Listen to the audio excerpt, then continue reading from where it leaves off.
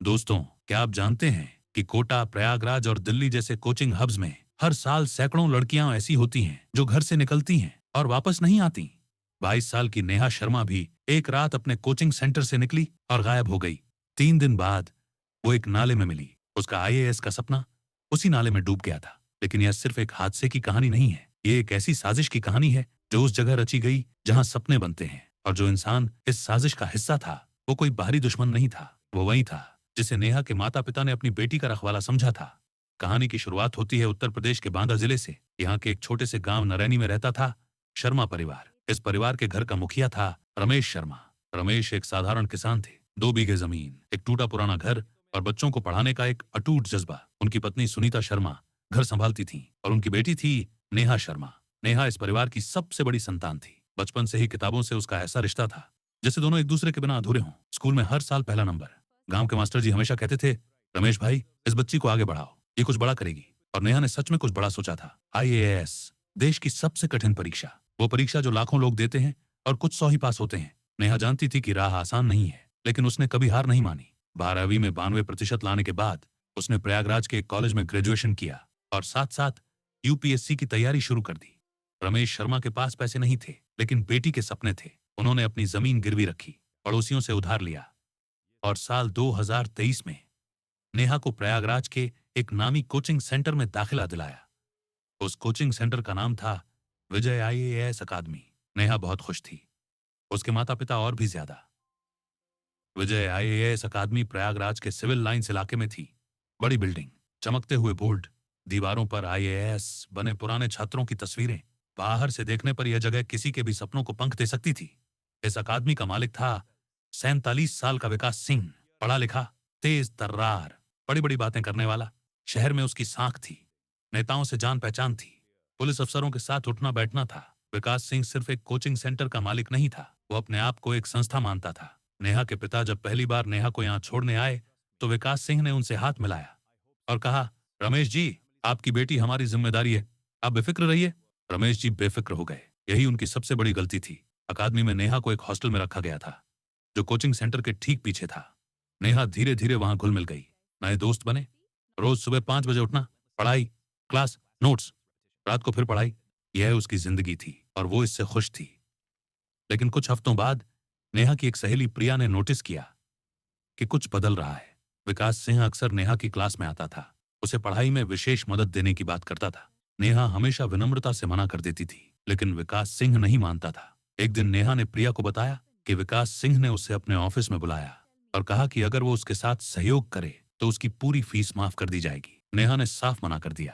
प्रिया ने पूछा, अब क्या होगा? नेहा ने कहा, मैं डरती नहीं, और अगर उसने कुछ किया तो मैं सबको बताऊंगी। यही वो आखिरी बात थी जो प्रिया ने अपनी सहेली के मुंह से सुनी थी। 14 सितंबर 2023, रात के 10 बज रहे थे। नेहा अपने नोट्स लेकर लाइब्रेरी से निकली। हॉस्टल बस 5 मिनट की दूरी पर था। उसने प्रिया को व्हाट्सएप पर मैसेज किया, आ रही हूं 10 मिनट में। वो मैसेज नेहा का आखिरी मैसेज था। प्रिया ने 1 घंटे तक इंतजार किया, नेहा नहीं आई। उसने कॉल किया, फोन बंद था। उसने हॉस्टल वार्डन को बताया। वार्डन ने कहा, रात को बाहर गई होगी, सुबह आ जाएगी। लेकिन सुबह नेहा नहीं आई। अगली सुबह प्रिया बौखला गई। उसने तुरंत नेहा के पिता रमेश शर्मा को फोन किया। रमेश शर्मा जब घर से निकले तो उनके पैर कांप रहे थे। मन में बस एक ही सवाल था, मेरी बेटी कहाँ है? वो सीधे थाने पहुंचे, लेकिन पुलिस ने कहा 24 घंटे से पहले मिसिंग रिपोर्ट नहीं लिखी जाती। लड़की बालिग है, खुद गई होगी कहीं। रमेश शर्मा 8 घंटे थाने के बाहर बैठे रहे, कोई नहीं आया। अगले दिन 16 सितंबर की सुबह प्रयागराज के झूसी इलाके में एक नाले की सफाई कर रहे सफाई कर्मियों को कुछ नजर आया। उन्होंने पास जाकर देखा तो उनकी चीखें निकल गईं।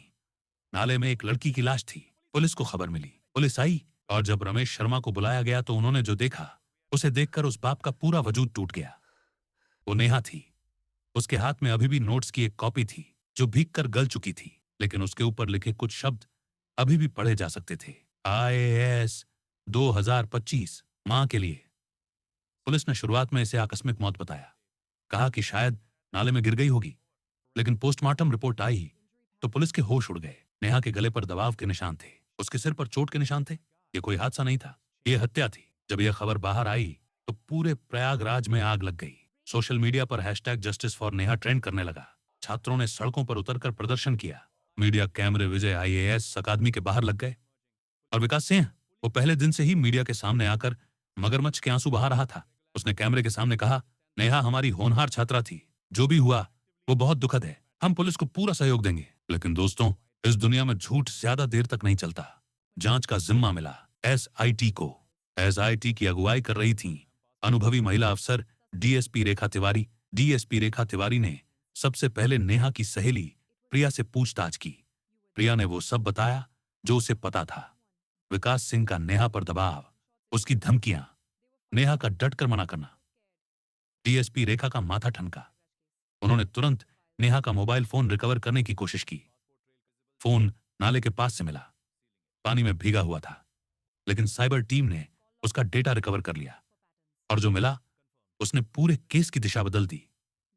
नेहा के फोन में एक वॉइस रिकॉर्डिंग थी, हत्या से ठीक 2 दिन पहले की। उस रिकॉर्डिंग में विकास सिंह की आवाज थी जो साफ साफ नेहा को धमकी दे रहा था। अगर तूने किसी को कुछ बताया तो यहां कोई नहीं बचाएगा तुझे।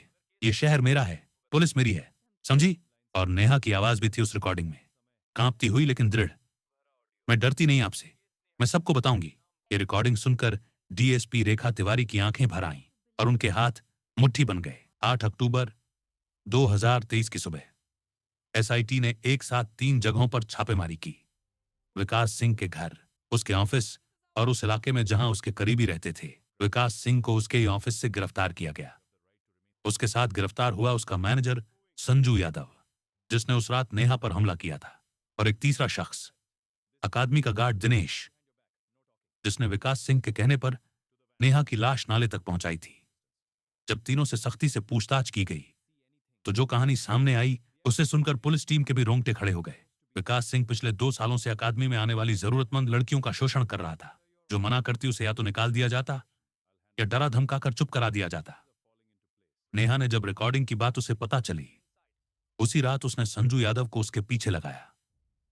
लाइब्रेरी से हॉस्टल जाते वक्त सुनसान गली में नेहा पर हमला हुआ। वो चाहती थी आवाज उठाना, उन्होंने उसकी आवाज हमेशा के लिए बंद कर दी।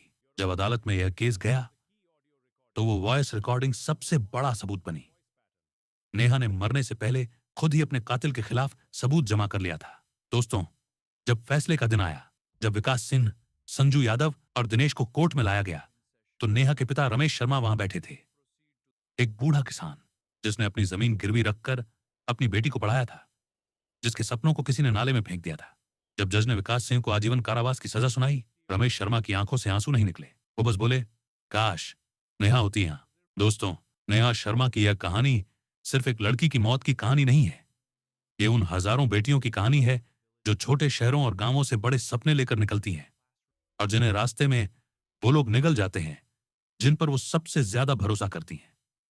नेहा ने सही किया, उसने आवाज उठाई, उसने डटकर सामना किया, उसने सबूत जमा किया। लेकिन जो नहीं हुआ वो था एक इंसान जो उसकी बात उसी वक्त सुन लेता, एक सिस्टम जो उसे उसी रात सुरक्षा देता।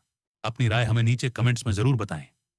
अगर नेहा की इस दिल दहला देने वाली कहानी ने आपको अंदर तक झकझोर दिया है तो इस वीडियो को लाइक करें, अपने दोस्तों और परिवार वालों के साथ जरूर शेयर करें, ताकि ज्यादा से ज्यादा लोग इस सच्चाई को जान सकें। और ऐसी ही रोंगटे खड़े कर देने वाली सच्ची क्राइम डॉक्यूमेंट्री स्टोरीज के लिए हमारे चैनल को अभी सब्सक्राइब करें और बेल आइकन दबाना बिल्कुल ना भूलें।